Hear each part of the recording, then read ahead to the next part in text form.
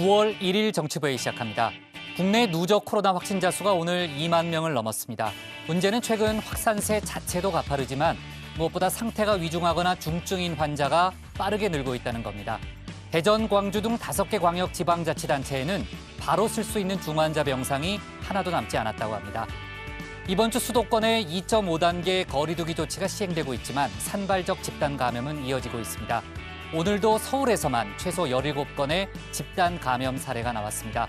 정치부에서 늘 강조하고 있지만요. 마스크 잘 쓰고 서로 거리를 두는 기본이 제일 중요합니다. 잠시 후 고반장 발제 때 코로나 관련 소식 자세히 짚어보겠습니다. 미리 보는 정치부회입니다. 먼저 40년 인연을 이어왔다는 이낙연 90도 인사를 하네요. 이낙연 민주당 대표와 김종인 통합당 비대위원장이 오늘 상견례를 가졌습니다. 협치가 필요하다는 데는 모두 공감했지만 원인 진단과 해법까지 갖지는 않았습니다. 조금 전엔 21대 첫 정기국회도 개막이 됐는데 정치권 소식 자세히 알아보겠습니다. 검찰이 조금 전 삼성 합병 승계 의혹 수사 결과를 발표했습니다. 총수의 사익을 위해 투자자의 이익을 무시한 중대 범죄라며 이재용 삼성전자 부회장을 재판에 넘기는 걸로 결론 냈습니다. 수사와 기소를 중단하라는 검찰 수사심의위원회 권고를 받아들이지 않은 거죠. 내년 예산안이 오늘 공개됐습니다. 약 556조 원인데 코로나 위기 상황을 감안해서 역대 최대 규모의 확장 재정을 선택했습니다. 역시 불가피한 측면은 있지만 900조 원이 넘는 국가 채무는 부담입니다. 예산안 내용 꼼꼼히 따져보겠습니다. 이 밖에도 의료계 파업 속보 등 준비한 뉴스 많습니다. 내려가서 본격적으로 정치부회의의 문을 열겠습니다.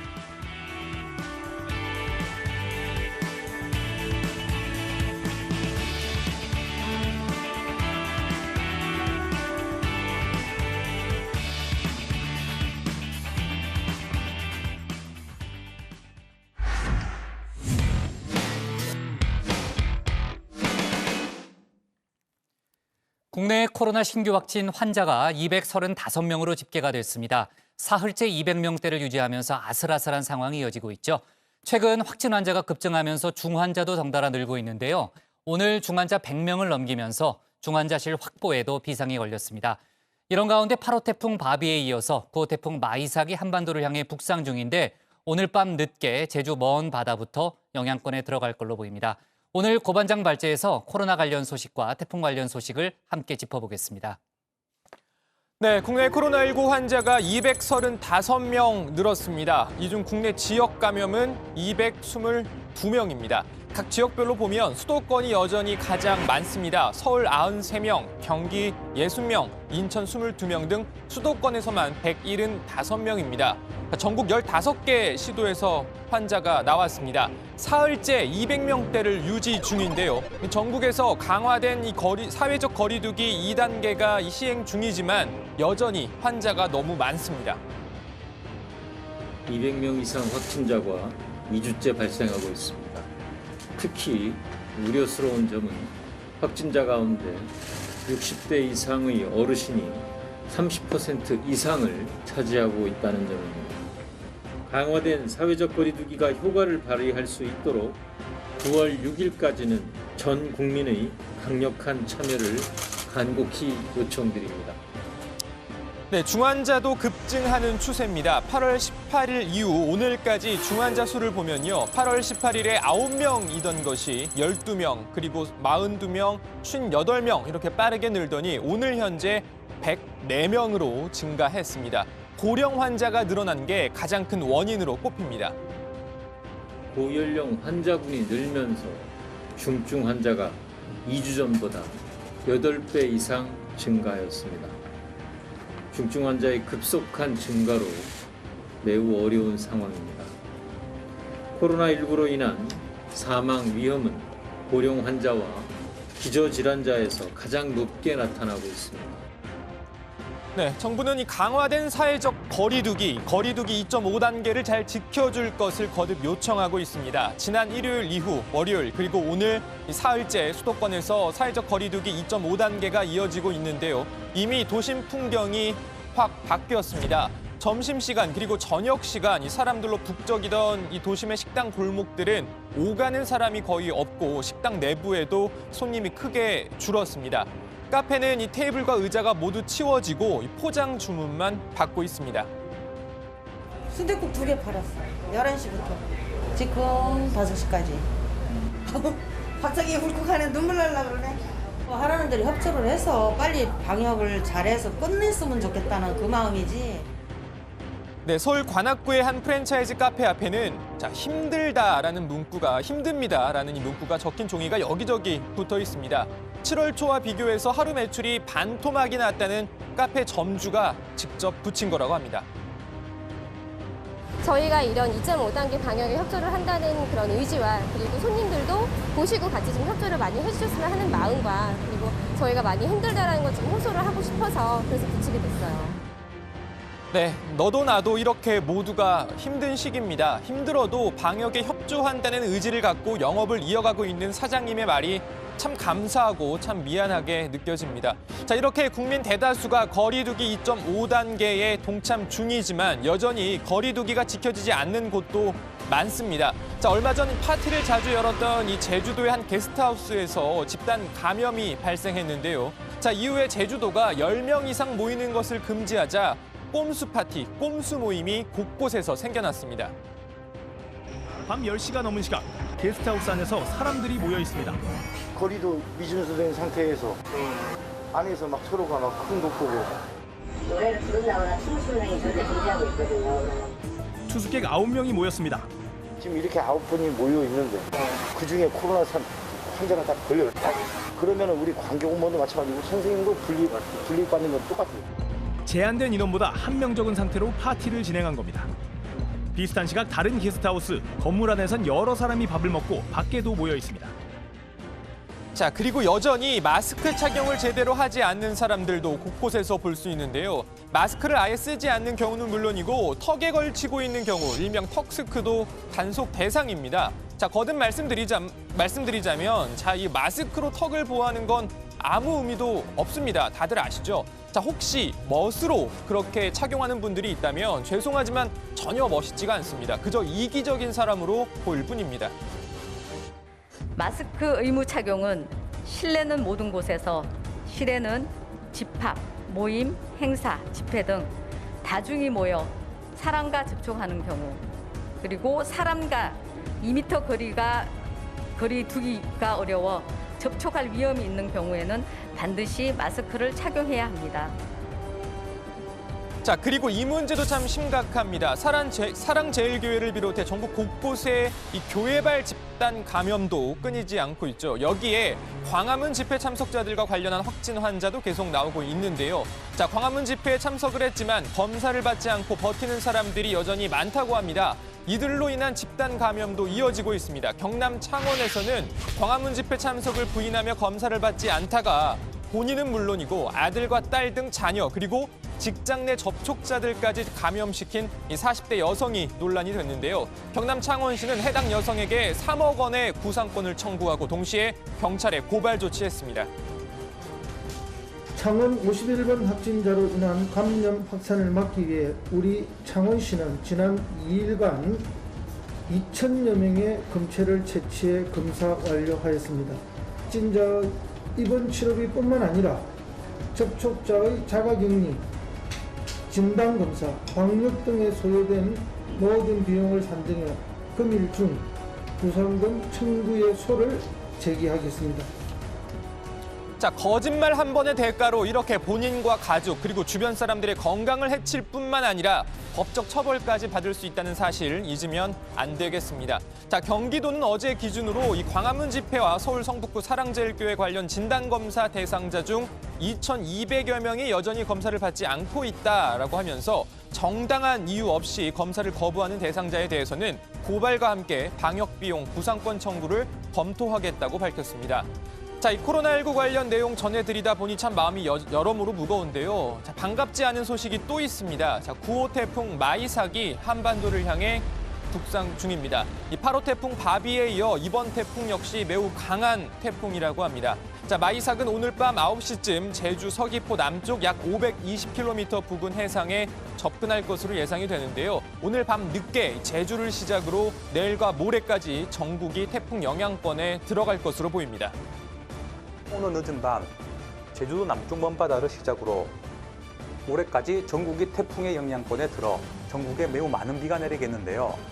올해까지 예상되는 누적 양수량은 강원 영동, 경북 동해안, 경남, 제주도에 100에서 300mm, 강원 동해안과 경상 동해안, 제주도 산지에는 최대 400mm 이상 내리겠고 서울, 경기도와 강원 영서, 충북, 경북에는 100에서 200mm, 그 밖의 지역은 50에서 150mm가 내리겠습니다. 네, 태풍 기상 정보도 계속 챙겨봐야겠습니다. 코로나19 관련 소식 등은 들어가서 좀 더 전해드리겠습니다. 일단 오늘 발제 이렇게 정리합니다. 국내 신규 확진 235명, 정부 현재 여전히 위기 상황. 네, 이번 주에 이제 서울과 수도권에 이제 거리두기 2.5단계 조치가 지금 시행되고 있잖아요. 그 이제 밤 9시부터는 이제 음식점과 제과점에 안에서 먹을 수가 없고 이게 포장과 배달만 가능한데 그 아까 얘기를 들으니까 뭐 편의점 같은 경우에 좀 이용하는 사람들이 있대요. 뭐 야외 테이블에 나가서 좀 먹고 마시는 사람들도 있는데 아까 서울시가 브리핑하는 걸 들어보니까 오늘부터 현장 단속을 철저하게 할 것이다라고 얘기를 했고요. 편의점도 대부분이 일반 음식점이나 휴게 음식점에 속하기 때문에 그 안에서 밤 9시 이후에는 먹을 수가 없습니다. 다만 그 컵라면에 물을 붓는다든지 전자레인지를 사용하는 것 가능하대요. 네, 근데 먹을 수는 없답니다. 그러니까 밖에서 먹는다거나 그 편의점 안에서 식사를 하면 안 된다는 거를 조금 알아둬야 될 것 같고요. 자, 오늘 코로나 신규 확진 현황부터 좀 정리를 해보면 235명이 이제 신규 확진으로 확인이 됐는데 조 반장, 그러니까 사흘 연속으로 200명대가 나온 거네요. 네, 그렇습니다. 국내 코로나19 신규 확진자가 일요일 299명, 그리고 어제 248명에 이어 오늘은 235명으로 집계가 됐습니다. 사흘 연속 200명대입니다. 400명, 300명대에서 200명대로 내려오긴 했습니다만 여전히 안심을 할 만한 수준은 아닙니다. 정부는 오늘 정례 브리핑에서 최근 며칠 새 코로나19가 감소세를 보이고 있지만 아직도 조사가 완료되지 않은 조사 중인 환자가 많고 수도권 외에도 각 지역에서 광범위한 발생이 누적돼 왔다면서 앞으로 시차를 두고 위중증 환자와 사망자 규모가 당분간 큰 폭으로 증가될 것으로 예측된다고 말을 했습니다. 그러면서 공중보건 측면에서도 사회 안정과 그 경제적 측면에서도 전국적으로 여전히 위기 상황이다 이렇게 덧붙였습니다.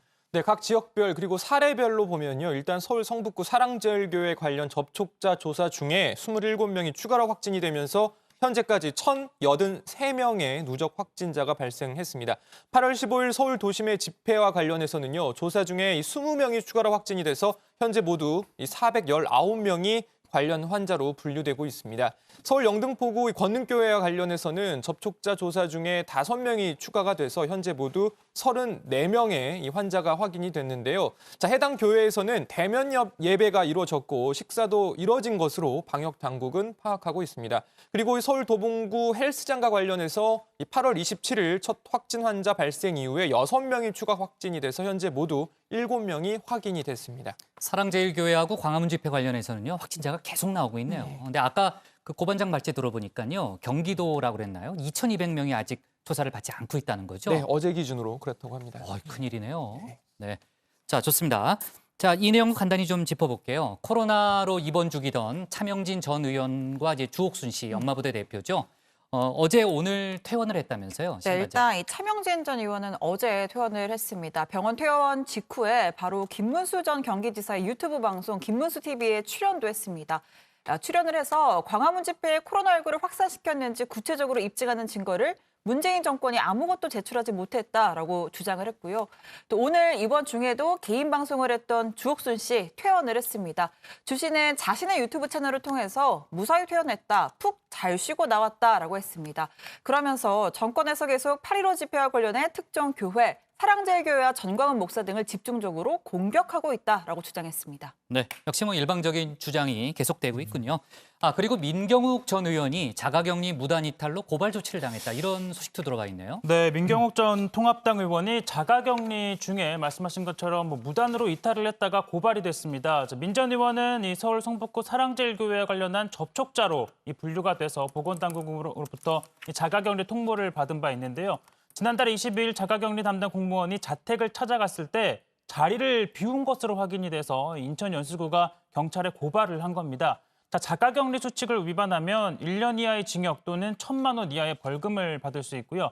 자, 민 전 의원은 오늘 소셜미디어를 통해 이렇게 입장을 밝혔는데 음성 판정을 받은 문자 메시지를 공개하면서 이 음성 판정 받은 사람을 자가격리 시킬 수 있는 법적 근거를 대보라며 이 부정선거를 자꾸 외치니 무섭다고 솔직하게 말하라라고 좀 주장을 하기도 했습니다. 네, 코로나하고 부정선거를 또 연결을 시켰군요. 그리고 이제 조계종이 조금 전에 밝힌 좀 속보 하나를 보니까요. 코로나 확산 방지를 위해서 전국 사찰의 모든 법회와 소모임을 16일까지 일제히 중단하겠다는 그런 입장을 밝혔습니다. 그러니까 법회라든지 또는 강의라든지 템플스테이라든지 또는 합창단 모임 같은 모든 대면 집합 행사를 다 금지시키겠다는 게 조계종의 입장이고요. 정부 방역 당국의 추가적인 지침이 나오면 조계종 차원에서도 별도의 또 지침을 하달하겠다라는 입장을 추가로 밝혔습니다. 네, 방역 지침에 이게 적극 협조하는 이제 그런 모습을 좀 보이고 있는 거고요.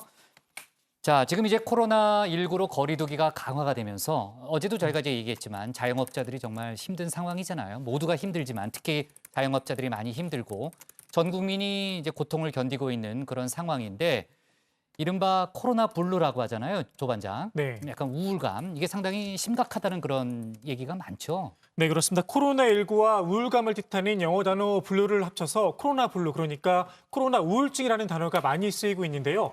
그만큼 전 국민이 힘든 날을 보내고 있다는 의미일 겁니다. 오늘 정부 브리핑에서도 관련 언급이 있었는데요. 권준욱 중앙방역대책본부 부부장은 코로나 상황이 길어질수록 우울하고 불안하고 분노하는 등 국민 여러분들의 마음 건강에도 비상등이 켜졌다면서 도심이 텅 비고 또 일상의 제약에 어려움이 크겠지만 무거운 짐을 함께 그리고 나눠들고 있는 이웃과 동료, 우리 모든 사회 구성원들을 믿고 이번을 계기로 해서 생활 반역을 다시 한번 잘 정착시킨다면 새로운 모델의 지속 가능한 일상 회복도 기대할 수 있을 것이다. 이렇게 강조를 했습니다. 자, 그리고 뭐 코로나 블루에 아까 고반장이 뭐 태풍 마이삭 이야기도 했잖아요. 지금 국민들에게 힘든 소식들이 많은데 그 와중에 또 반가운 소식이 하나 들어왔습니다. 국장은 벌써 아시죠? 당연히 알죠.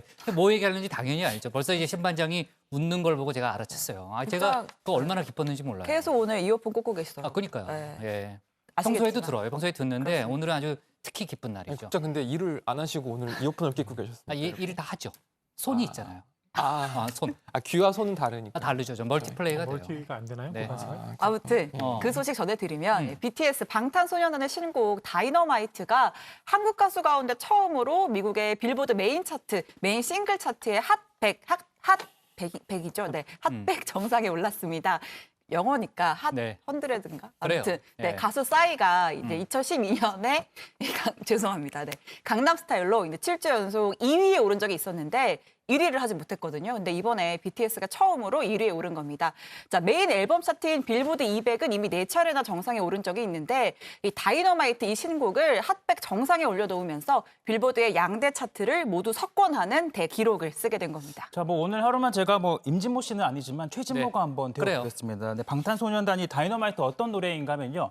경쾌한 분위기의 이 디스코 팝 장르입니다. 이 방탄소년단 멤버들이 영어로 전체 가사를 소화해서 화제가 됐죠. 자, 이 노래가 더욱 뜻깊은 이유는 앞서 뭐 이야기한 코로나 블루, 이 코로나 우울증과 관련이 있는데 다이너마이트는 반년 넘게 이어지고 있는 코로나19로 지친 전 세계 사람들에게 힘과 위로를 전하기 위해 만든 노래라고 합니다. 자, BTS 멤버들의 이야기로 직접 들어보시죠.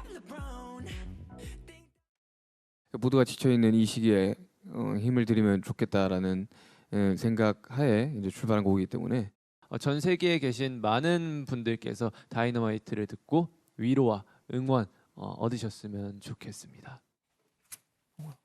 네, 저는 최 반장이 노래 부를까봐 조마조마했어요. 그렇죠? 영어 노래라서 제가 좀 그래요?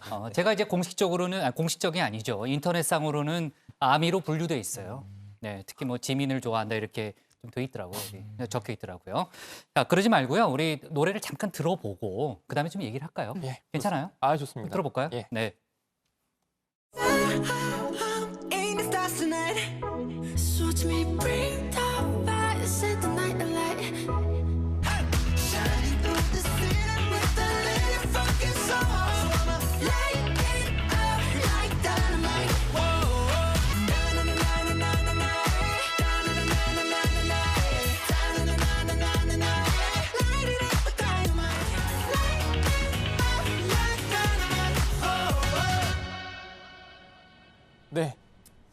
네. 자, 그런데 음악은 좋은데 해석이 좀 안 돼가지고요. 이따 해줄게요. 이따가 해줄게요. 지금 이제 다룰 뉴스가 많으니까 해석은 이따가. 알고 계시는 거죠? 다 그대로 들려요, 저는. 다 들으면서 이해되는 거 아닙니까? 호 반장이 얘기해봐요. 문재인 대통령 이야기다 말았죠. 그렇죠. 급하니까 이거부터 하겠습니다. 자, 문재인 대통령도요, 이 트위터에 축하 메시지를 올렸는데요. 문 대통령은 정말 대단하다, K-팝의 자부심을 드높이는 쾌거다라고 하면서 코로나19로 힘겨운 전 세계인들에게 위로와 희망의 메시지를 담아 만든 노래라고 하니 더욱 뜻깊다라고 말했습니다. 자, 그러면서 국난으로 힘들어하는 우리 국민께 큰 위로가 될 것이다라고 덧붙였습니다. 자, 그리고 이 문재인 대통령의 축하 메시지에 BTS가 직접 답장을 달았습니다. 자, BTS는 따뜻한 축하 감사드린다라면서 어려운 시기지만 저희 노래가 조그만 위안과 긍정의 에너지를 드릴 수 있으면 좋겠다라고 말했는데요. 또 오늘 겹견산 게 정국님의 오늘 생일이에요. 합니다. 맞아요. 그래서 뭐 어디 뭐 열차에 뭘 광고하고 뭐 아까 본 것 같은데 기사도 그렇죠? 네. 그러니까 문재인 대통령의 트위터 거기다가 이제 댓글을 단 거예요. 바로 직접 그 트위터를 이제 리트윗을 해가면서 댓글을 단 거죠. 그렇군요. 자, 그리고요. 그러니까 아까 이제 태풍 관련 내일 저희가 이제 태풍 관련 소식을 아마 집중적으로 전해드려야 될 것 같은데 오늘 밤늦게 제주 먼 바다를 시작으로 내일과 모레까지 이제 전국이 태풍 영향권에 들어 이제 갈 예정이고요. 자, 그리고 이제 지금 들어온 이제 속보를 보니까 이제 태풍 마이삭이 올라오고 있잖아요. 그 일본 오키나와를 이미 강타한 모양인데 오키나와에서는 이 마이삭의 영향으로 지금 이제 33,000 가구가 정전되는 그런 사고가 지금 벌써 발생했다고 하고요. 상당히 위력이 강하다라는 그런 얘기가 들리고 있습니다. 철저한 대비를 해야 될 것 같고요. 지난주에 저희가 이제 태풍 바비 때도 얘기를 했지만요. 내일 이제 태풍 관련 얘기할 때 어떻게 태풍에 대비해야 되는지 관련한 내용도 저희가 자세히 다뤄보도록 하겠습니다. 네, 오늘 발제는 이렇게 제목을 잡겠습니다. 국내 신규 확진 235명, 정부 현재 여전히 위기 상황으로 제목을 잡겠습니다. 다음은 최종혁 반장의 발제를 들어보겠습니다.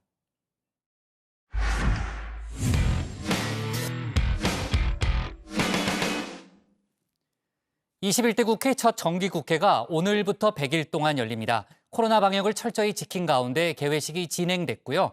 이번 국회에서는 코로나를 극복하기 위한 입법이 집중적으로 논의될 걸로 보입니다.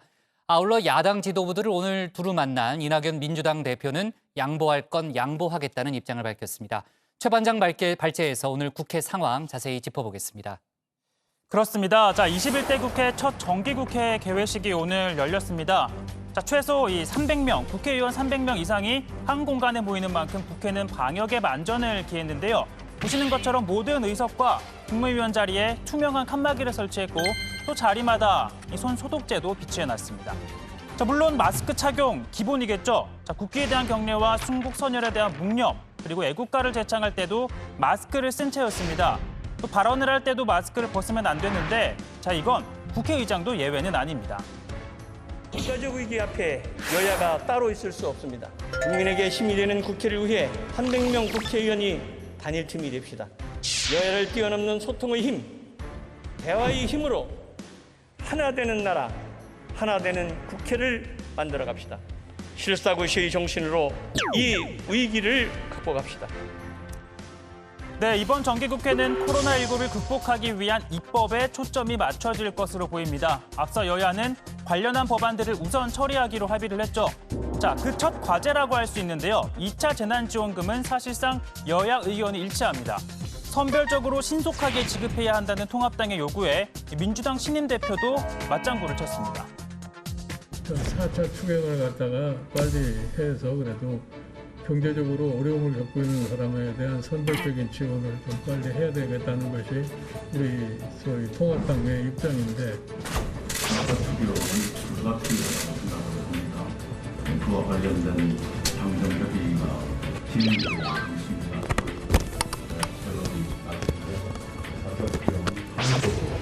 결론이 날이라고 보고 있고요. 며칠 안만에 겁니다. 그렇습니다. 자, 오늘 이낙연 대표가 취임 후 처음으로 김종인 위원장을 만났는데요. 두 사람의 인연은 기자와 취재원으로 만난 40년 전으로 거슬러 올라갑니다. 또 이 전남 지사이던 시절 김 위원장을 초청해서 강연을 여는 등 두 사람은 오랜 시간 인연을 이어왔는데요. 그러다 보니 이 대표는 그를 어르신이라고 칭하기도 했고 오늘도 이렇게 깍듯하게 허리를 숙여서 인사하는 등 예우를 하기도 했습니다. 해야 될 것만 지도해 주셨듯이 이번엔 어머니 지도해 주셨습니다.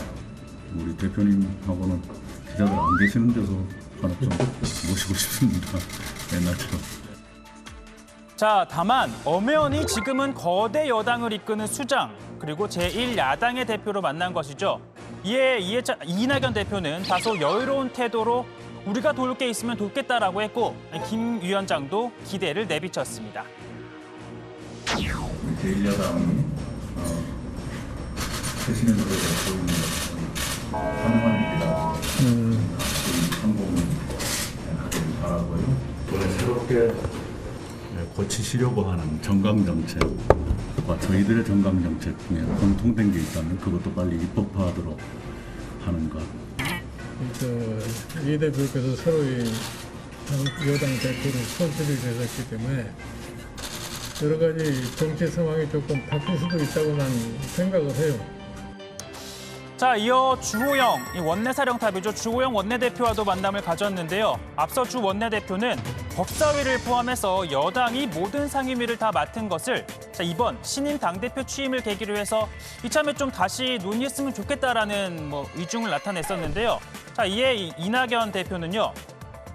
원내대표 간 논의를 지켜보겠다라면서 이 재협상 가능성에 대해서는 좀 낮게 보고 있습니다. 개원협상 과정에서 그 2달 동안 어떤 진통이 있었는지 제가 안타까운 마음으로 지켜보았습니다. 개원협상 과정에서와 같은 우여곡절이 또 반복되어서는 국민들께서 매우 걱정을 하실 겁니다. 그러니까 다시 또 협상을 하게 되면 여야가 또 싸울 게 불보듯 뻔한데 이는 원치 않는다는 겁니다. 다만 정책과 관련해서는 원칙을 지키면서 양보할 건 양보하는 유연함을 가지겠다. 협치가 더 쉽게 이뤄질 수 있을 것이라고 했는데요. 참 서로를 향한 덕담 역시 잊지 않았습니다. 인품도 널리 아주 훌륭하다고 알려졌었고 또 5선 거치시는 동안에 의회주의자로 많이 알려져 있어서 주호영 대표님은 오래전부터 제가 인품이나 온화함에 반했고 또 홍보해온 분이십니다. 자, 주거니 받거니 이대로만 국회가 운영된다면 참 좋을 텐데요. 하지만 오늘 국회만 보더라도 이러한 모습 쉽게 기대하긴 어렵습니다. 자, 예결위와 국방위에서 동시에 추미애 법무부 장관 아들의 군대 휴가 미복귀 의혹 사건이 등장했는데요. 자, 국방위에서는요, 신원식 통합당 의원이 나섰습니다. 서일병은 군의관 진단서도 없고 또 때로는 외부의 진단서를 가지고 내도 됩니다. 아무리 이게 없습니다. 그리고 명령 자체가 안 났습니다. 그런데 갔습니다. 허가를 해줬던 대대장도 없다, 인정한다. 없다는 사실을 동부지검에 진술을 했다는 겁니다. 자, 특히나 신 의원은요, 부대 관계자가 검찰에 나와서 당시 추미애 의원 보좌관이 부대로 전화를 걸어 이 아들의 휴가를 좀 연장해 줄 것을 요청했다라는 진술을 했다고 주장했는데요. 자, 이 같은 주장이 나왔던 같은 시각 추 장관은 예결위에 있었습니다. 관련한 통합당 의원의 질의에 이렇게 답합니다. 추미애 장관의 보좌관이 이렇게 전화를 한 사실은 맞습니까? 그런 사실이 있지 않고요. 보좌관에게 이렇게 전화하라고 지시한 것은 사실입니까? 지시했습니까? 장관님이 그 당시에? 보좌관이 뭐하러 그런 사적인 일에 지시를 받고 하겠습니까? 네, 분위기가 감지가 되죠. 추미애 장관은 통합당 의원들이 이렇게 전방위적으로 자신의 아들에 대한 의혹을 추궁하는 것에 대해 불쾌감을 나타냈는데요. 자, 이 과정에서 또다시 일촉즉발의 상황이 벌어질 뻔했지만 이 위원장이 중재에 나서면서 확전으로 이어지지는 않았습니다. 의원님께서 이걸 자꾸 언론을 끄집어 와서 자꾸 하시는 것도 수사에 특정 사건에 영향을 미치죠. 그건 자꾸 한 적이 없습니다. 수사기관이 부담을 갖게 되는 것이죠. 질문하는 것조차 이번이 처음입니다. 저 장관님하고 얘기하는 것도 처음이거든요. 아니, 미래통합당은 지금까지 미래통합당의 의원이 한 사람입니까? 여러 사람 중에서 지지할 수 있는 것이지요. 대정부 질의나 단골 메뉴였습니다. 인사청문. 새로운 사실이 밝혀졌으니 새로운 사실을 당연히 질문할 수 있지요. 이건 박형수 의원님 질의하시는 거니까 다른 관계 없는 것들에 대해서 말씀하지 마시고요. 질의에 대해서만 답변해 주세요. 네, 오늘 발제 이렇게 정리해 보겠습니다. 21대 첫 정기국회 개막 이낙연, 김종인 협치 시동입니다. 네, 21대 국회 첫 정기 국회가 이제 오늘부터 100일간의 일정에 돌입했죠. 오후에 이제 본회의가 열렸고요. 이번 정기 국회는 코로나 사태를 극복하기 위한 입법에 초점이 맞춰질 걸로 보입니다. 아까 이제 통합당 대표 비대위원장과 민주당 대표와의 만남에서도 저희가 봤지만 코로나 문제에 대해서는 이제 여야가 따로 없다라는데 공감을 서로 표시했잖아요. 자, 이번 정기국회 주요 일정들은 어떻게 예정돼 있나요? 네, 우선 오는 7일과 8일 이틀간 교섭단체 대표 연설이 진행이 됩니다. 그리고 14일부터 나흘간 대정부 질문을 하고 다음 달 5일부터 3주 동안 국정감사가 진행이 됩니다. 이 국정감사가 끝나는 24일에 각종 법안을 처리하기 위한 본회의가 열리고요. 자, 같은 달 28일에는 내년도 예산안에 대한 시정연설이 예정되어 있습니다. 그리고 이후에 2달간 예산안 심사에 주력할 것으로 보입니다. 예산안과 각종 법안 등을 처리하기 위한 본회의는 모두 6번 예정되어 있는데요. 오늘 개회식 이후 열린 본회의에서는 윤리특위 구성을 통과시켰습니다. 윤리특위는 이 국회의원의 자격심사와 징계에 대한 사항을 심사하게 됩니다. 네, 21대 국회에서는 윤리특위가 정말 제 역할을 할 수 있기를 좀 기대해 보고요. 박병석 국회의장이 오늘 개회사에서 국민들이 코로나 위기를 극복할 수 있게 국회가 일해야 된다, 제대로 일해야 된다는 점을 여러 번 강조했죠. 네, 그렇습니다. 박병석 의장이 강조한 건 실사구시 국회인데요. 여야가 코로나19와 민생과 관련된 법안을 신속하게 집중적으로 처리해야 한다, 이렇게 강조를 했습니다. 박 의장은 코로나19 위기, 부동산 시장 불안 등 시급하고 중대한 국가적 과제가 밀려 있지만 국회가 제대로 협력하고 대응했냐고 반문하면서 국회의장과 여야 모두 국민에게 명목 없는 일이라고 고개를 숙였습니다. 국회가 국민이 무사히 위기의 강을 건널 수 있는 튼튼한 다리를 놓아야 한다면서 여야를 향해 협치를 거듭 당부했습니다. 여당은 집권당답게 책임 있는 자세를 보여주십시오. 하나 되는 대한민국을 위해 포용의 정치, 통큰 정치를 이끌어 주십시오. 갈등 수습과 국민 화합을 위해 좀 더 적극적으로 나서 주십시오. 야당은 장애투쟁 대신 원내투쟁의 면모를 보여주셨습니다. 대한정당, 정책정당으로 자리매김하기 위해 더욱 노력해 주실 것을 당부드립니다. 한 발 더 나아가 국민과 국익을 위해서는 기꺼이 여당과 힘을 모아주시기를 기대합니다. 네, 또 박 의장은 코로나19 위기 등에 대비해 원격 화상회의 등 비대면으로 의정 활동을 할 수 있는 환경을 빨리 구축을 하고 인공지능 시대를 맞아 디지털 국회를 위한 준비도 본격화하겠다고 했습니다. 다만 이건 국회법을 개정해야 하는 만큼 여야를 향해서 관련법 개정을 검토해달라고도 촉구했습니다. 아울러 국가 균형 발전을 촉진하고 입법부와 행정부의 거리 때문에 생기는 비효율 문제를 해결하기 위해선 국회 세종의사당 건립에도 한 발 더 나아가야 한다고 강조했습니다. 최근에 이제 확진자가 발생해서 국회가 셧다운되기도 했고요. 그 이후에 국회가 이제 원격 회의 시스템을 갖추는데 상당히 공을 들였다는 얘기를 들었는데 오늘 정기국회 개회식만 보더라도요, 방역에 특별히 신경을 많이 썼죠. 네, 본회의장 내에 있는 국회의원들 의석 있잖아요. 거기에 이제 모두 이 비말 차단 칸막이를 설치했고 국무위원석도 마찬가지였습니다. 네. 또 의석마다 손 소독제를 비치를 했고요. 특히 보시는 것처럼 이 본회의장에 들어가기 전에 체온을 측정한 다음에 들어갔습니다. 또 개회식이 진행되는 동안 마스크를 착용하도록 했고 애국가를 제창할 때도 벗지 않도록 했습니다. 자, 그리고 이 정기국회 개회식인 만큼 오부 요인들도 참석을 했는데요. 박병석 국회의장은 사전 환담회를 가졌는데 역시나 보시는 것처럼 안전거리를 유지하고 각 자리에는 이 칸막이가 설치가 됐습니다. 마찬가지로 마스크를 쓴 채 발언을 했고, 자, 이 자리에서 정세균 총리는 이 국회가 비대면 화상회의를 굉장히 빨리 갖춰놓았다라고 호평하면서 이 국회에 문제가 생겨 입법부 기능이 작동하지 않으면 국가적인 문제가 된다라고 좀 당부를 했습니다. 방역을 좀 철저히 해달라는 거고요.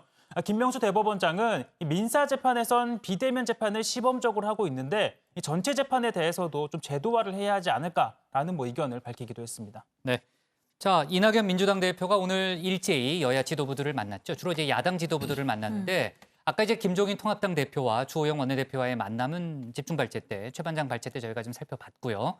그러니까 이제 협치를 강조하면서도 그 약간 미묘한 문제, 그러니까 원구성 협상 같은 미묘한 문제에서는 또 신경전을 벌이는 이제 그런 모습이 관찰이 됐는데, 고반장, 다른 야당 대표들과의 만남 분위기는 어땠어요? 일단 이 김종인 통합당 비대위원장과 이낙연 민주당 대표는 2차 재난지원금을 2차 재난지원금 관련해서는 선별적으로 지급해야 한다면서 이 한 목소리를 낸 바 있는데 자, 이낙연 대표는 이 심상정 정의당 대표를 향해서는 어떤 생각을 가지고 계신지 잘 알고 있다라고 하면서 여러 가지를 테이블에 올려놓고 논의를 하고 있다 이렇게 말했는데요. 이 전국민 지급을 주장하는 심상정 대표를 의식한 것으로 보입니다. 자, 심 대표는 선별 지급은 부작용이 크기 때문에 전 국민에게 지급해야 한다라고 재차 요구를 했고요. 자, 동시에 정기국회에선 전국민 고용보험제, 중대재해기업 처벌법, 차별금지법을 처리해야 한다라고 강조했습니다. 자, 이낙연 대표는 전국민 고용보험제와 중대재해기업 처벌법은 찬성이라면서 우선적으로 처리하겠다는 뜻을 밝혔지만 이 차별금지법에 대해서는 교계 일부의 우려를 알고 있기 때문에 관련 상임위원회에서 논의가 되도록 했으면 좋겠다라며 말을 아꼈습니다. 네, 본회의 직전에 최강욱 열린민주당 대표와의 만남도 가졌는데요. 이 대표는 최 대표를 향해서 권력기관 개혁을 향한 뜨거운 의지와 전문적 식견까지 갖춘 분이라면서 개혁 입법 안수에 큰 추동력이 될 것이다 이렇게 밝혔습니다. 이에 대해서 최 대표는 정치개혁, 언론개혁, 검찰개혁에서 함께 시너지를 발휘할 수 있을 것이라고 믿고 기대한다 이렇게 화답을 했습니다. 네. 자, 검찰개혁과 언론개혁 얘기는 나왔는데 사실 민주당과 열린민주당과의 합당도 뭐 좀 정치권에서 관심을 갖고 있는 이슈잖아요. 그러니까 민주당 새 당대표가 선출되면 합당 논의가 조금 더 본격적으로 좀 가동되지 않겠냐라는 관측은 있었는데 오늘 만남에서 언급은 없었어요. 네, 오늘 공개 발언에서는 거론되지 않았었는데요. 다만 이 대표가 전당대회 과정에서 열린민주당과 합당을 해야 한다는 입장을 밝힌 만큼 합당은 시간순이라는 시간이 얼마 남지 않았다는 관측이 나오고 있습니다. 어제 기자간담회에서 이낙연 대표는 최소한의 당내 협의를 거쳐서 말씀을 드리겠다 이렇게 밝혔습니다. 네, 그리고 이낙연 대표가 마지막으로 안철수 국민의당 대표를 만났습니다. 2014년 지방선거 당시의 일화를 언급했는데요. 당시에 이낙연 대표가 전남지사 후보 공천을 받았고 그때 안철수 대표가 김할길 전 대표와 함께 새정치민주연합 공동대표를 맡고 있었습니다. 이낙연 대표는 당시에 내 공천이 좀 위태로울 수도 있어서 당시 이제 안철수 대표에게 부탁을 드렸는데 그걸 받아주셔서 지사가 됐다. 감사하게 생각한다. 이렇게 얘기를 했고요.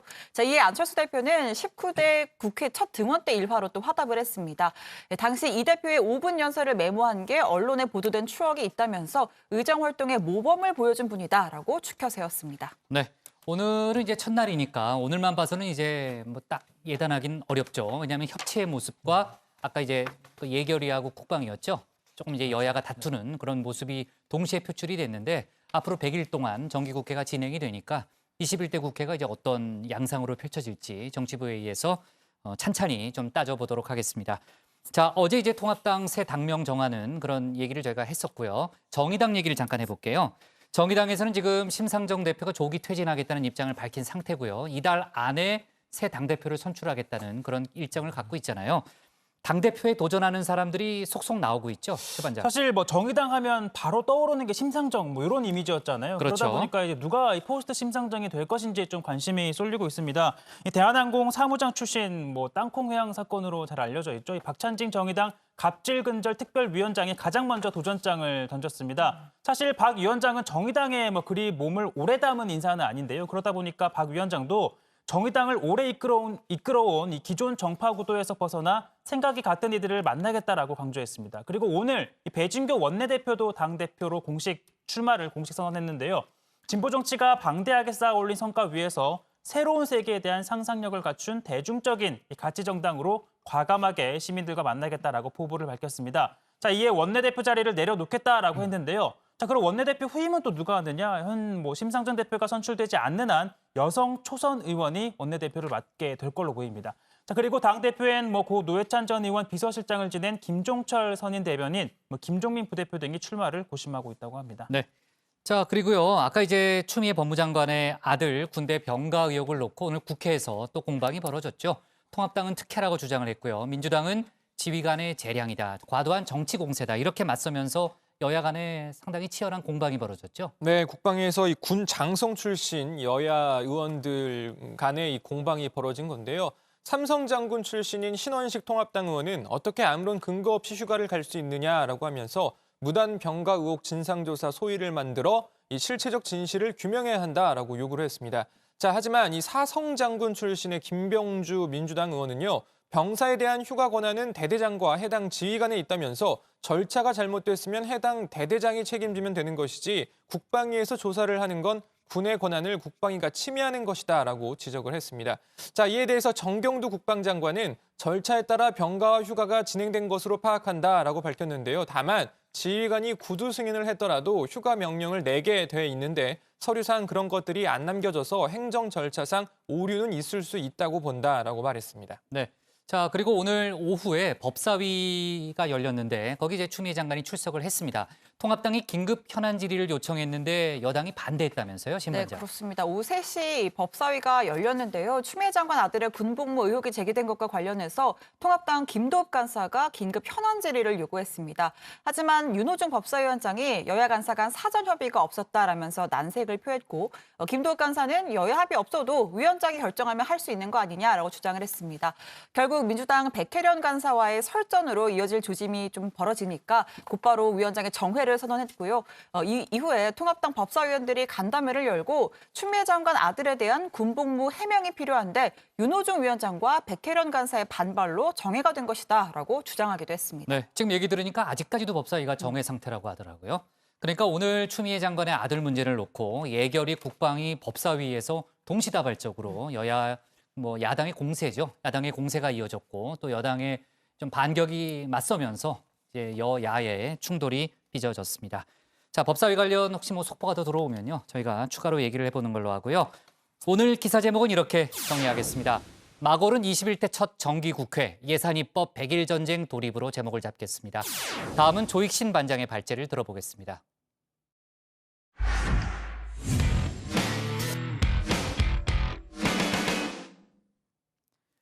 무기한 집단 휴진에 들어간 전공의와 전임의 그리고 국가고시를 거부한 의대생들이 젊은 의사 비상대책위원회를 출범시켰습니다. 정부의 의료정책 철회를 위해서 공동 대응에 나서기로 한 거죠. 이에 대해서 정부는 오늘도 대화로 문제를 풀자 이런 점을 강조했습니다. 또 단 한 명의 의료인도 처벌받는 걸 원치 않는다며 유화적 제스처를 보이기도 했는데요. 관련 내용을 조익신 반장이 자세히 정리해봤습니다.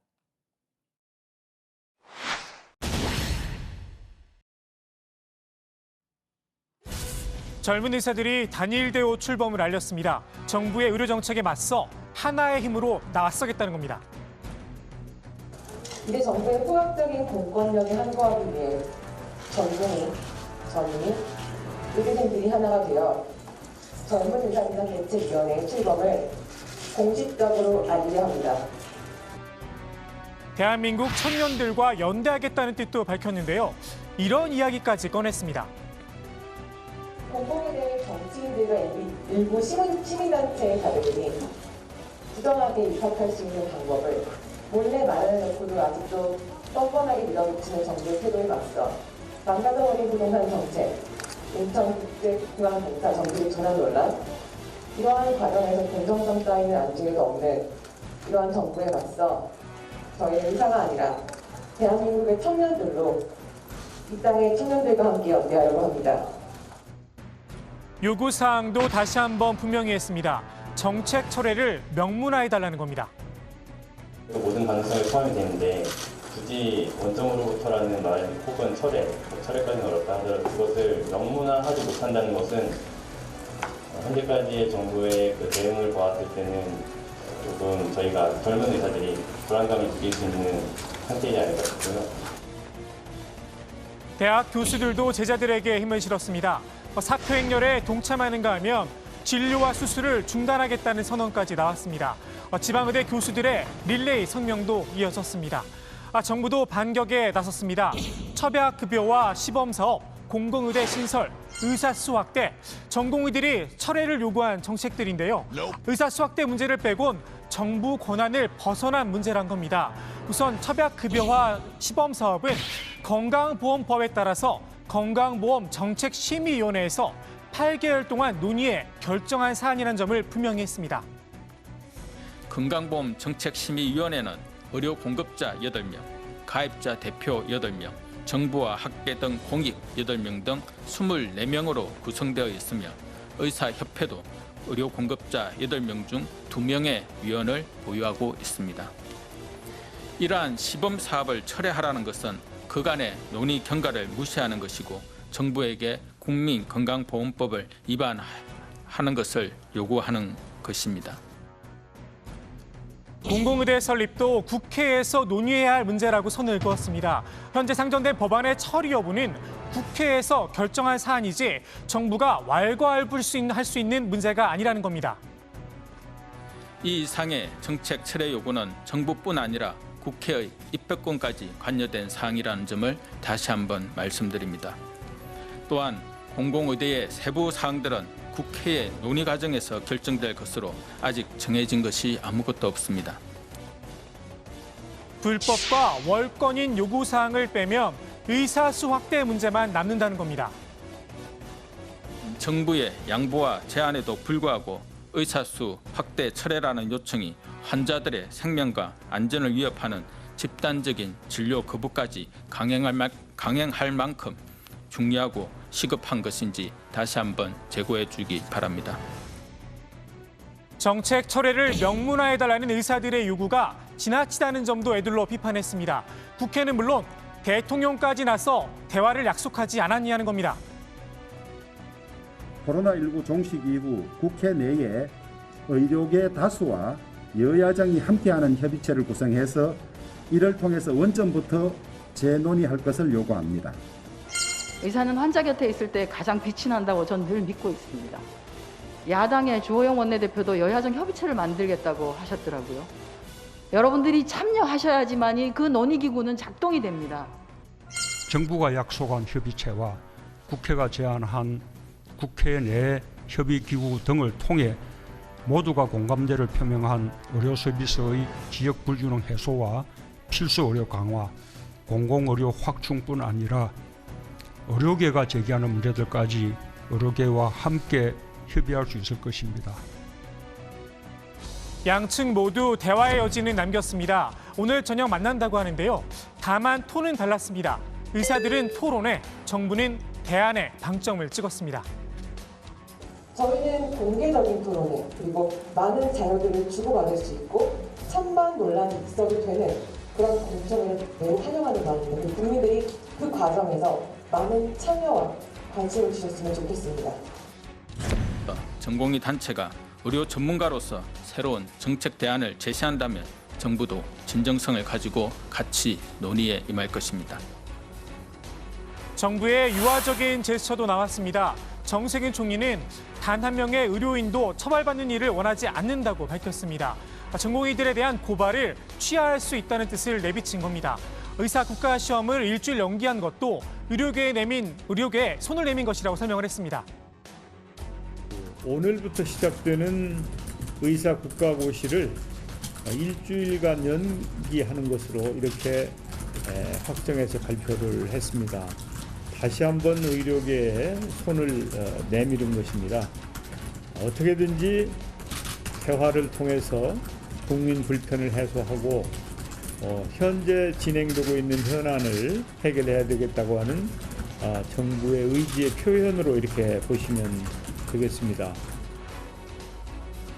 그런데 의사들의 생각은 좀 다른 듯합니다. 부산시 의사회가 페이스북에 올린 글입니다. 의과대학 교수들이 채점을 거부해 의사국시가 미뤄진 거다라는 주장을 했는데요.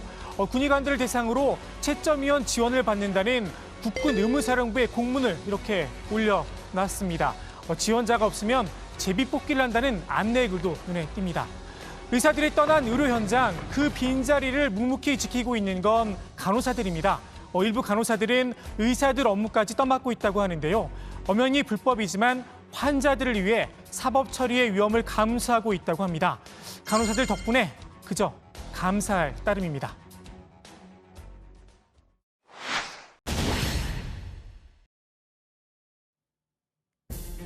경영권 부정승계 의혹을 받고 있는 이재용 삼성전자 부회장. 검찰이 결국 기소를 결정했습니다. 서울중앙지방검찰청은 금일 이재용 부회장과 최지성 실장 등 미래전략실의 핵심 관련자들, 구삼성물산과 삼성바이오로직스의 대표와 임원 등 총 11명을 자본시장법상 부정거래 및 시세조종, 업무상 배임, 외부감사법 위반, 위증 등 혐의로 기소하였습니다. 검찰은 이 부회장과 삼성전자 미래전략실이 승계 과정에서 각종 거짓 정보를 유포하고 불리한 중요 정보는 은폐했다고 지적을 했습니다. 또 주주 매수와 불법 노비, 시세 조정 등 다양한 불공정 거래 행위를 조직적으로 자행했다고 밝혔습니다. 앞서 외부 전문가들로 구성된 검찰 수사심의위원회는 불기소와 수사 중단을 권고했었는데요. 수사팀이 이걸 뒤집은 겁니다. 수사팀은 위원회의 권고 취지를 존중하여 지난 2달 동안 수사 내용과 법리 등을 심층 재검토하였습니다. 전문가 의견 청취의 대상과 범위를 대폭 확대하여 다양한 고견을 편견 없이 청취하였고 수사 전문가인 부장검사 회의 등도 개최하였습니다. 이를 토대로 심도 있는 논의를 거친 결과 자본시장 질서를 교란한 사안의 중대성 등을 종합적으로 고려하여 금일 사건 처리에 이르게 되었습니다. 검찰의 이번 기소 결정으로 1년 9개월 동안 이어진 이 부회장 수사가 사실상 마무리됐습니다. 그동안 이 부회장의 기소 문제를 놓고 검찰 안팎에선 여러 가지 이야기가 나왔었는데요. 정치권과 시민단체에선 유전무죄, 무전유죄, 악순환의 고리를 끊어내야 한다는 주문이 많았습니다. 수많은 증거를 무시한 부당한 결정이다. 따라서 검찰은 이재용 부회장을 기소해서 법정에 세워야 된다. 이렇게 말씀을 올리겠습니다. 재벌 일가라는 이유로 명백한 범죄 혐의에 대해서조차 법의 심판을 피해갈 수 있는 기회를 얻게 되었다는 비판을 피하기 어려울 것입니다. 장발장에게 적용되는 법과 이재용 부회장에게 적용되는 법이 달라서는 안 됩니다. 20만 쪽에 이르는 수사 기록의 신빙성을 믿는다면 당당하게 이재용 부회장을 기소하십시오. 그만 좀 놔달라. 조금 노골적인 듯한 요구도 있었습니다. 하지만 법대로 처리해야 한다는 입장에는 여야가 크게 다르지 않았습니다. 최근 수사심의위원회에서도 불기소 권고가 내려졌습니다. 그래서 이제 그만 좀 놔줘라 이런 목소리도 사실 작지 않은 게 현실입니다. 위원장님께서는 어떻게 생각하십니까? 삼성바이오로직스의 분식 회계를 갖다가 한 것만큼은 그건 부인할 수가 없어요. 그 분식 회계를 하는 데 있어서 과연 이재용 부회장이 사전에 알고 관여를 해야 되느냐 했느냐 안 했느냐는 법적으로 판단할 문제지. 코로나19 사태 속에 삼성이 역할을 해야 한다. 국정농단 사건으로 이미 유죄 판단을 받지 않았느냐. 선처를 호소하는 듯한 주장도 물론 있었습니다. 재계뿐 아니라 여당에서도 말입니다. 4년간이나 이렇게 재판을 받아오고 있는 이 상황이 과연 정상적인 상황인가 이런 생각을 했었고 또 글로벌 기술로 첨단 글로벌 기술로 세계 무대에서 뛰어야 되는 그런 기업이 어떤 오너의 이런 상황에 있어서 아무래도 삼성 출신이란 특수한 인연이 좀 작용한 듯합니다. 여론은 여론일 뿐 증거도 없이 여론만으로 기소를 결정할 수는 없겠죠. 이른바 프로젝트 G. 더불어민주당 이용우 의원이 지난주 공개한 문건인데요. 지난 2012년 삼성그룹에서 작성한 이 문서가 결정적인 아킬레스건이 됐다는 이야기가 나옵니다. 문건을 보시면 이 부회장의 지배력을 확대하기 위한 방안이 자세히 정리가 되어 있는데요. 삼성물산과 에버랜드의 합병이라 문구가 눈에 띕니다. 아시다시피 지난 2015년 실제로 합병 작업이 이뤄졌습니다. 이재용 부회장과 미래전략실은 최소 비용으로 삼성그룹을 승계하고 지배력을 강화하기 위해 치밀한 계획을 세우고 이재용 부회장의 최대 주주인 제일모직에 유리한 시점에 삼성물산 흡수합병을 일방적으로 결정하였습니다. 이 부회장은 지난 2017년 2월 박근혜 정부의 국정농단 사건으로 구속 기소가 됐었는데요. 3년 6개월 만에 새로운 법정 다툼을 시작하게 됐습니다. 유무죄를 가리기 위한 법정 공방에 적어도 5년은 걸릴 거란 관측도 나옵니다. 몇 년이 걸리든 죄가 있다면 벌을 받아야겠죠. 오늘 국회 발제 이렇게 정리합니다. 검찰 경영권 부정승계 의혹 이재용 불구속 기소. 네, 결국 이제 이재용 삼성전자 부회장을 기소하는 쪽으로 검찰이 결정을 내렸죠. 삼성 쪽에서 입장이 나온 게 있어요, 고반장? 네, 일단 이 이재용 부회장의 변호인단 직접 입장문을 냈는데요. 네. 자, 처음부터 삼성그룹과 이 부회장 기소를 목표로 정해놓고 수사를 진행했다고 볼 수밖에 없다라고 하면서 검찰의 이번 기소가 왜 부당한 것인지 법정에서 하나하나 밝혀나가겠다라고 말했습니다. 변호인단 측은 검찰 수사심의위원회에서도 이 10대 3이라는 압도적 다수로 이 사건에 대해 기소할 수 없으니 수사를 중단하라고 결정했던 것이라면서 검찰은 앞서 수사심의 결정 8건을 모두 존중했는데 유독 이 사건만은 기소를 강행했다고 비판하기도 했습니다. 자, 한편 삼성 관계자는 최근 4년 반 동안 전례를 찾아보기 힘든 수사로 인해 정상적인 경영이 불가능했다면서 앞으로 장기간에 걸쳐 재판이 진행되면서 잃어버린 10년이 현실화할 수도 있다, 이렇게 주장을 하기도 했습니다. 네, 수사 자체도 이제 2년 가까이 걸렸고 재판에도 상당한 시간이 필요하다라는 게 이제 조 반장의 그 예상이었는데 검찰이 신설되는 서울중앙지검 특별공판 2팀에 이번 사건의 공소 유지를 맡길 가능성이 크다면서요? 네, 그동안 이재용 부회장 건을 수사해 왔던 이 김영철 의정부지검 형사 4부장이 이 말씀하신 신설된 특별공판 2팀장으로 자리를 옮길 예정입니다. 검찰은 이 팀에 삼성 바이오로직스 증거인멸 사건의 공소 유지를 맡길 예정인데요. 자, 이번에 이재용 부회장에 대한 기소 소문까지 나오면서 경영권 부정승계 의혹 사건도 이 특별공판 2팀에 맡길 가능성이 커졌다라는 분석입니다. 네. 자, 그리고요, 이제 미래 정치권 얘기입니다. 미래통합당의 새 당명 후보죠. 어제 저희가 국민의힘으로 이제 일단은 이제 비대위에서 결정했다는 얘기를 했는데 오늘 상임 전국위원회에 그 안이 상정이 됐죠. 네, 그렇습니다. 그 국민의힘으로 당명을 개정하는 안과 국민 기본소득 등을 담은 정강정책 개정안이 오늘 상임 전국위에 안건으로 올라갔는데요. 원안대로 의결이 됐습니다. 내일 전국위원회 의결만 거치면 최종적으로 통과가 됩니다. 네. 자, 조 반장, 당내에서는 새 당명을 놓고 비판 여론이 좀 있었다면서요? 네, 그렇습니다. 김태흠 의원은 당 비대위가 당을 희화화, 퇴보시키고 있다면서 국민의힘은 포괄적이고 지나치게 추상적이다, 이렇게 날을 세웠습니다. 하태경 의원도 우리 당 지지율이 국민의당 지지율에 반영될 수 있다, 이렇게 우려하기도 했는데요. 그러면서 대표가 바뀌고 비상대책위원장이 바뀐다고 당명이 바뀌는 건 후진 정치다, 이렇게 당명 개정 자체에 대해서 회의적 입장을 드러내기도 했습니다. 온라인에서는 국민의힘이란 당명이 이마트 광고를 좀 표절했다는 이야기도 나왔었는데요. 이마트에서 국산의 힘이라고 있는 게 있는데 이걸 표절한 게 아니냐, 이런 이야기가 나왔습니다. 좀 아닌 것 같다. 근데 저런 논란이 있기는 있었죠. 자, 그러면 내일 당명은 이제 내일 확정이 되는 거죠? 네, 내일 확정이 되는 거니까 내일 그럼 저희가 좀 속보로 다뤄보도록 하겠습니다. 자, 국회 발제는 이렇게 정리하겠습니다. 검찰 경영권 부정승계 의혹 이재용 불구속 기소로 제목을 잡겠습니다. 다음은 신혜원 반장의 발제를 들어보겠습니다.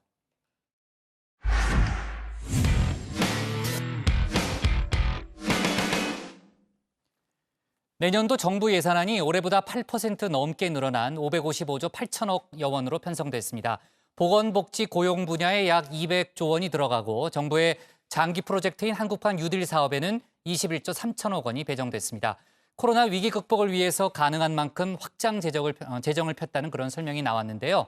다만 2년 연속 적자 예산으로 재정 건전성이 우려된다는 지적도 있습니다. 신 반장이 관련 내용을 정리해봤습니다. 네, 내년도 나라 살림 계획서가 나왔습니다.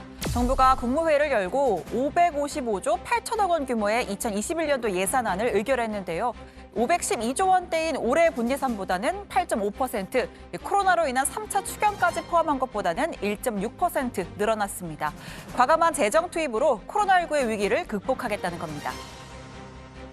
코로나19에 맞서 일자리와 기업을 지키고 소비와 투자를 촉진해 빠르고 강한 경제 회복을 이뤄내겠습니다.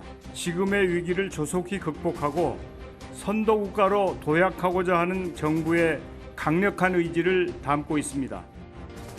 전체의 약 30%에 달하는 액수가 10대 중점 프로젝트에 투입됩니다. 그중에서도 가장 공을 들인 건 한국판 뉴딜 사업인데요. 포스트 코로나 시대에 대비한 장기 프로젝트로 5년간 160조 원을 들여 일자리 190만 개를 만들겠다는 구상입니다.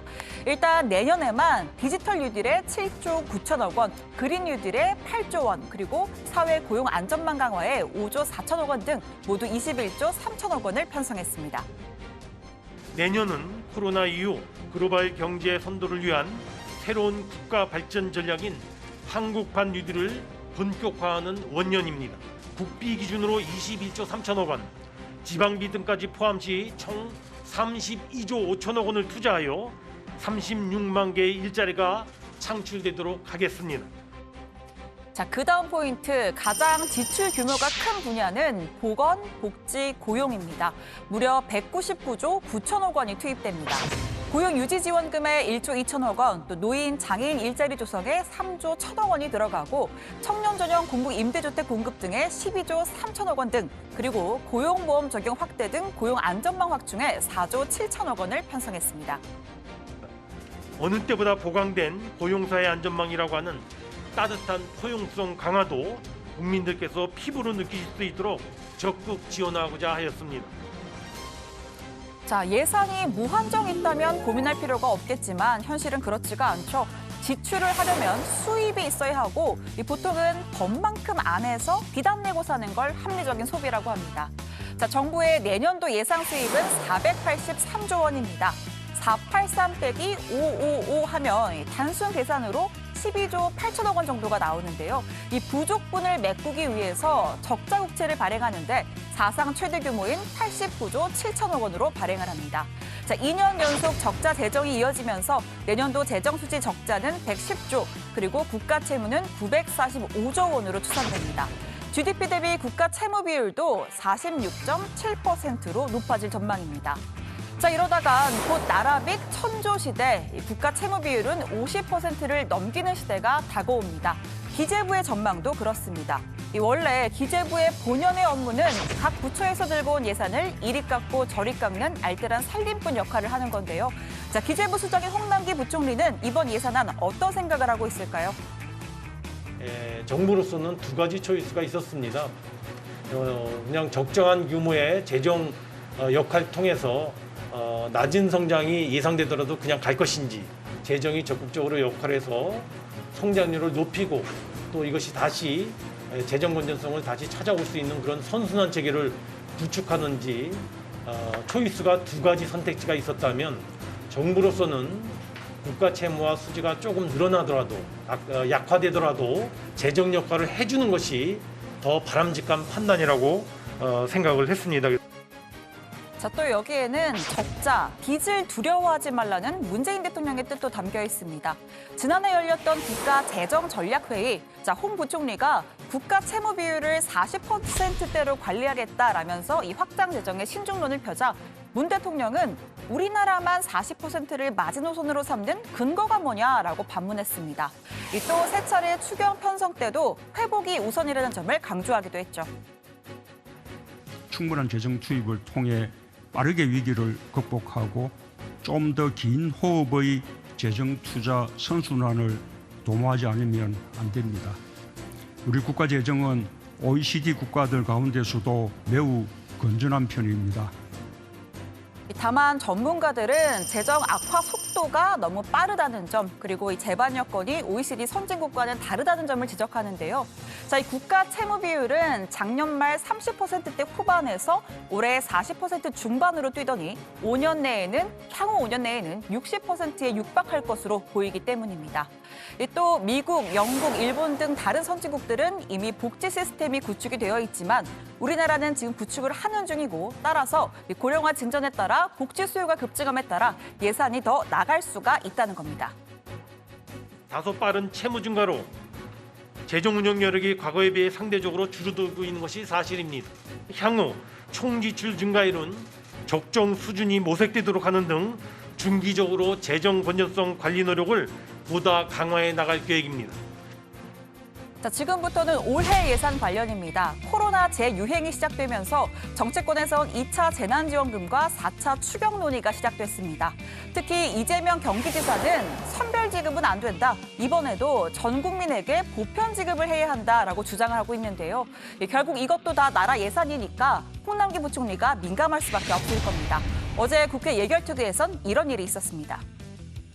이재명 도지사께서는 30만 원씩, 전 국민 30만 원씩 50번, 100번을 줘도 재정 건전성에서 우려할 필요가 없다라는 얘기를 하시는데, 예, 의원님, 저도 신문 보도상에서 들었습니다만은 책임 없는 발언입니다. 그렇죠? 네.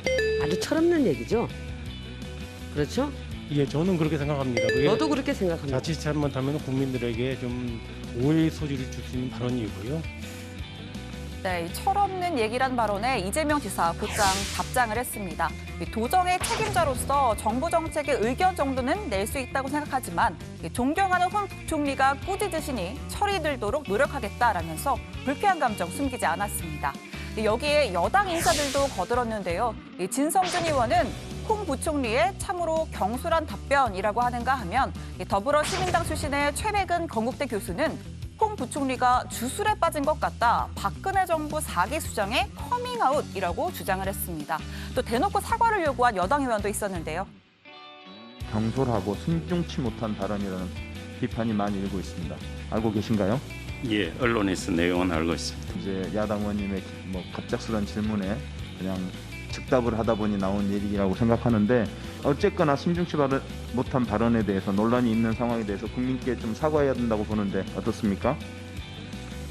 예, 부총리가 하신 말씀에 대해서 제가 언급하는 것은 적절치 않을 것 같습니다. 다만 민주당 이낙연 대표는 보편 지급이 아닌 선별 지급에 무게를 두고 다음 달 초까지 결론을 내겠다는 입장입니다. 그래야만 4차 추경과 함께 갈 수가 있기 때문이죠.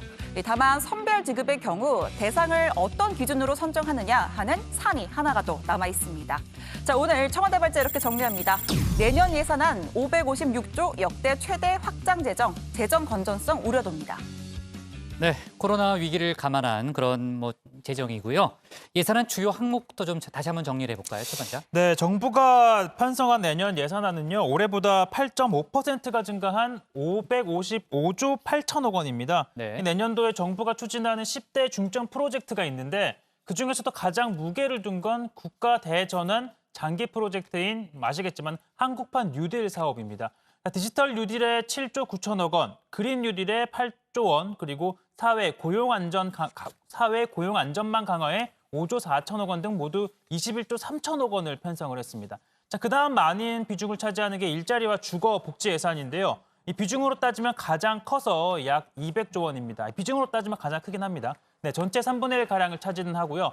소상공인 지원금, 고용유지 지원금, 고용보험 확대 및 공공임대주택 공급을 위한 재원 모두 포함된 예산입니다. 네, 자 역대 최대 규모의 확장 재정이라는 점을 아까 신반장이 설명을 했는데 역시 문제는 재정 건전성이죠. 네, 올해와 비교하면 올해 본 예산이 512조 원이니까 약 8.5% 늘어난 액수입니다. 자, 그런데 이제 수입을 또 봐야겠죠. 그렇죠. 내년도의 총 수입이 483조 원으로 예상이 됩니다. 코로나19 사태를 맞아서 전례없는 위기를 맞아서 이 세 수입이 극히 좀 부진하기 때문인데 국세 수입만 놓고 보면 수입은 약 283조 원으로 전망이 됩니다. 법인세가 50조 넘게 급감할 것으로 보이고 그나마 소득세와 종합부동세 인상으로 좀 메꿀 수 있을 것이란 계산입니다. 네, 그러니까 이제 돈 들어올 곳은 별로 없는데 나갈 곳은 넘치는 그런 상황이죠. 네, 이 때문에 결과적으로 이 내년에 사상 최대 규모인 89조 7천억 원의 적자 국채가 발행될 예정입니다. 이에 따라서 국가 채무는 945조 원으로 늘어나고요. 이 GDP 대비 비율도 채무 비율도 46.7%로 올라갑니다. 자, 그런데 이런 추세라면 이 국가 채무 비율이 2022년에는 50%를 넘고 24년에는 60%에 육박을 할 것으로 보입니다. 내후년쯤에는 나라비 천조 시대가 될 거란 관측도 있습니다. 네, 약간 어려울 수는 있지만요. 지금 이제 정부가 설명하는 건요. 선제적 확장 재정을 통한 선순환 구조를 가겠다는 거잖아요. 그러니까 단기적으로는 재정 건전성이 악화될 수 있지만 또 당연히 악화되겠지만은 적극 재정으로 성장률을 높이면은 결국은 이제 선순환 구조로 돌아갈 것이라는 게 이제 정부의 경제 정책의 계산인 거죠. 네, 그렇습니다. 아까 신반장도 자세히 좀 설명을 했지만 정부는 지금 준 전시 상황으로 좀 보고 있거든요. 일시적 적자를 감내해서라도 빠른 회복에 힘을 쏟겠다 이런 뜻입니다. 지금과 같은 방역 경제 전시 상황에서는 재정에 요구되는 역할을 충실히 실행하는 것이 코로나 위기를 조기에 극복하고 선도국가로 성큼 다가가는 지름길이라고 생각했습니다. 다만 국민의 혈세를 단 한 푼이라도 아끼고자 우선순위가 낮은 사업은 과감히 축소 폐지하는 등 재량 지출의 10% 수준을 과감히 구조조정하고자 했습니다. 혹시 증세 계획은 없어요? 예산안을 짤 때 증세는 고려하지 않았다고 밝혔는데요. 재정 건전성과 증세는 별도로 고려해야 할 다른 이슈이고 국민적 공감대가 있어야 하기 때문이라고 설명을 했습니다. 그래서 씀씀이를 줄일 수 있도록 구조조정을 하는 방안을 강구 중이다 이렇게 이야기를 했습니다. 네, 정부가 2024년 국가 채무 비율을 60% 이내로 하는 것을 일단 목표로 삼았는데 결국은 앞으로 경제 성장률이 얼마냐가 상당히 중요하게 되겠네요. 네, 채무 비율 60% 이내라는 목표 자체도 기존보다 지출 비율과 재정 수지 적자를 줄여간다는 낙관론에 기초해서 잡은 목표입니다. 다만 이 한국은행이 올 겨울까지 이 코로나19 사태가 이어지면 성장률이 마이너스 2.2%까지 하락할 수 있다, 이렇게 전망한 바 있는데요. 자, 기획재정부 역시 오늘 브리핑에서 올해 경상 성장률이 하락해서 GDP 대비 국가 채무 비율이 계속 더 올라갈 가능성이 있다라고 분석을 했습니다. 네, 2차 재난지원금 얘기를 좀 해볼게요. 지금 정치권에서 어느 정도는 공감대가 형성이 돼 있는 거죠? 네, 조금 전 이 최 반장 발제에서도 잠깐 이야기를 했는데요. 자, 이낙연 민주당 대표와 김종인 이 통합당 비상대책위원장의 첫 만남에서 사실상 이 합의를 했다고 할 수 있을 것 같습니다. 다만 이 전국민 대상이었던 1차 지원금과 달리 2차 지원금은 선별 지급 방식이 유력한 상황입니다. 자, 이낙연 대표는 더 급한 이들에게 더 빨리 맞춤형 지원을 해야 한다라는 입장을 후보 시절부터 밝힌 바 있고요. 이건 통합당도 비슷한 상황입니다. 네, 그나저나 이제 아까 저희가 들어봤지만요, 이재명 지사에 대한 홍남기 부총리의 발언이 상당히 정치권에서 논란이 되고 있네요.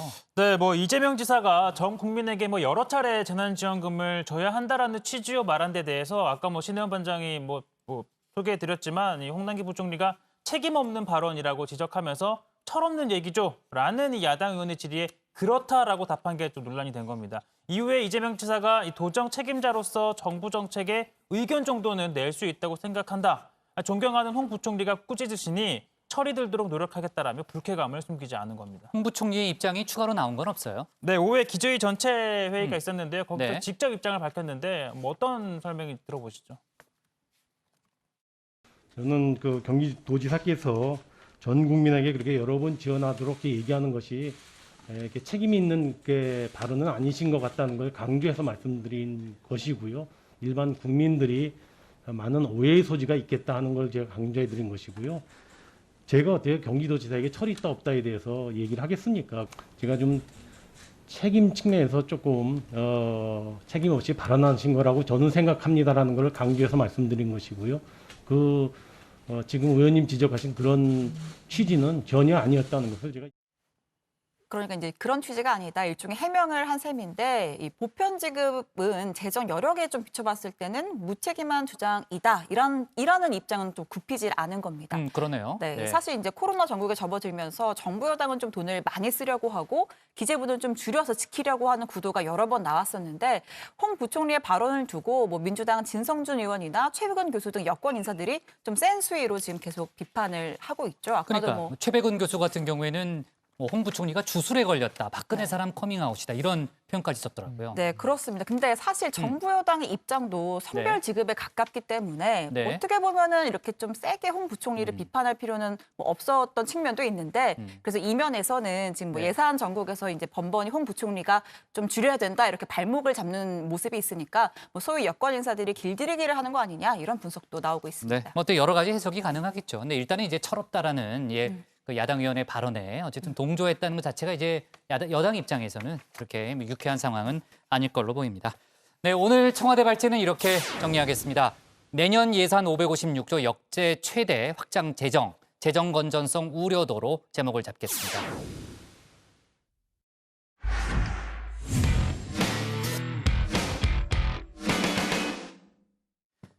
네, 오늘 저희가 고른 한 컷은 남이 씌워줄 땐 늦습니다로 잡았습니다. 서울 도서관 외벽에 걸린 포스터입니다. 방역 마스크와 산소 마스크 중에 어느 마스크를 쓰시겠습니까? 이런 내용이죠. 어떻게 보면 섬뜩한 내용인데 서울시가 마스크 착용의 중요성을 강조하기 위해 만든 광고입니다. 코로나 전파를 막는 마스크의 위력, 그동안 곳곳에서 입증돼 왔습니다. 2.5단계 사회적 거리두기 조치에 들어간 서울시는 마스크 착용 세부 지침까지 발표한 상태인데요. 앞으로는 턱스크도 미착용으로 간주하고 단속하게 됩니다. 이 포스트는요, 마스크를 쓰든 말든 뭔 상관이냐는 이들에게 던지는 그야말로 강력한 경고입니다. 여기 적힌 문구를 그대로 읽겠습니다. 어느 마스크를 쓰시겠습니까? 남이 씌워줄 땐 늦습니다. 오늘 정치부에는 여기까지입니다. 저희는 내일 오후 5시에 다시 찾아뵙겠습니다. 네, 수고 많았습니다. 네, 고반장이 태풍 상황 좀 잘 좀 챙겨요. 예, 오늘 밤부터 내일 저희가 태풍 얘기 많이 해야 되니까 코로나 신반장 챙기고요.